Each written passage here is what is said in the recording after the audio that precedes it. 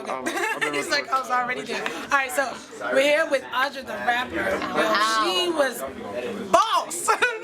boss at Clusterfuck. And man, that's the first time I came to come see you. But that, man, I'm rocking with you, girl. Like, you represent. She's representing for the female MCs out there. I'm glad we got to get this piece because that's really important. Female MCs are really rare. They're like the last of a dying breed. What I want to ask you is,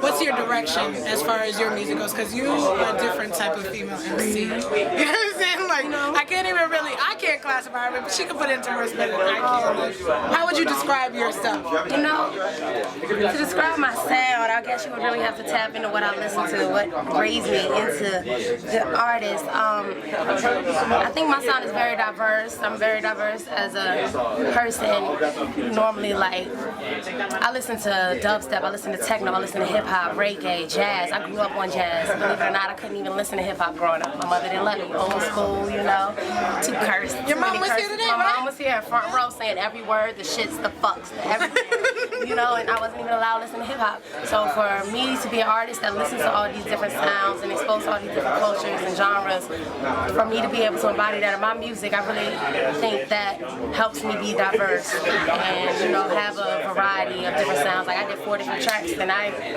can say as an artist, like, listen to me, you wouldn't think I had a sound. I try to tap into everything that inspires me, so that's where my direction is, everywhere. I heard that. No, but I heard that. I really appreciate that. And I heard that out there. She did a song for the 90s. They, you know, 90s people who appreciate 90s music. I loved it. Felt my little, you know, Fresh Prince of Bel-Air. I had to wake them up with that. It was really good. You know, you tap into all the things that I love personally as a listener, and I think that that's love. I also wanted to know, for a female MC, what's your advice for other upcoming female MCs? Because I feel like a lot of female MCs are either very intimidated because it's a male-driven industry.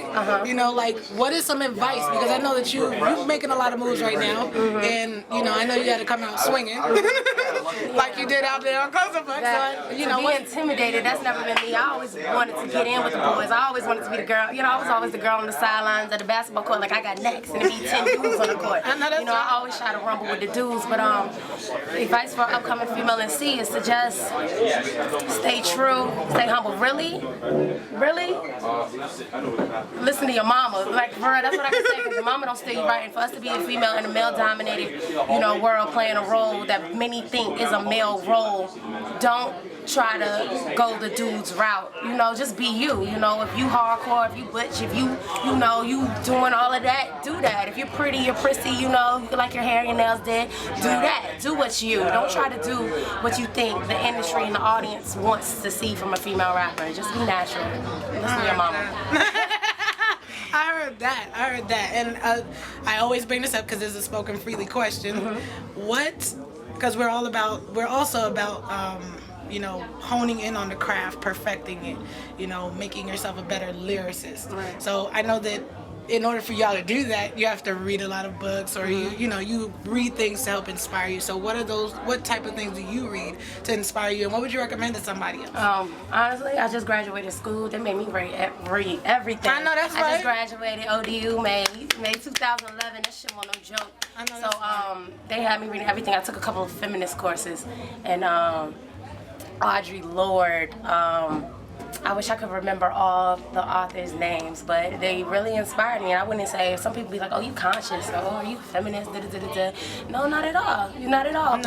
But like you said, like, you are what you are exposed to. So for me going to school, for me reading those books, for me taking those cultural-based classes, helped me, you know, grow. Like you said, all about growing as a lyricist, growing as an artist. So just being open-minded to different mediums, different outlets, and taking that all in. That's how I feel I grow.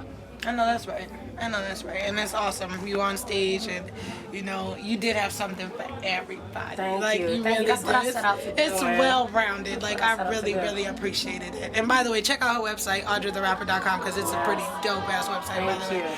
Very dope pictures. You just boss. You know what I'm saying? I just think you just boss. She's just awesome. You know, Big boss. man, I want to thank you for doing this interview with Spoken Free. No doubt. Like, I feel like that's what you laid out on there. You just spoke completely freely, like completely freely. Like she did a track and definitely said, you know, this for the lovers. But she's not a lover, you know what I'm saying? Like, and not in the sense that she don't love, but just like that's not what she's looking for right now. And that's honesty, and I think that that's great. You know, like you don't perpetrate nothing that you're not. I'm glad that comes off. Really I'm glad that really comes off. It was really dope. It was really dope, and I love everything. You know, I will keep supporting you. Spoken Free will keep supporting you. I've tagged you in everything that you've come to. You know, you came to the Oxymorons joint. Right. Rocked it out with Gamer Belly. We got a picture of you up on top of Saints. I mean, on top of Netics. On Netics, they had my big ass on his shoulders. I'm standing next to a skinny 5'1" girl, and they gonna take my big 5'8" ass and put it on top of another 5 foot something nigga. Like, no. That was incredible. It was crazy. It was crazy. Y'all check that blog post out. She's in there.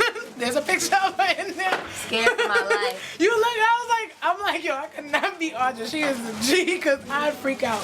The heights thing is not for me. Was it for me? you, I couldn't tell.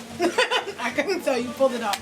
But thank you again for doing this interview. I wish you the best of luck. Oh my goodness. Thank you, Mama. And what's upcoming? What's next for Audra? Everything. Trying to take over the world. I know that's real right. talk. Like, trying to come on my up? pinky rhymes, the pinky and the brain. I know that's right.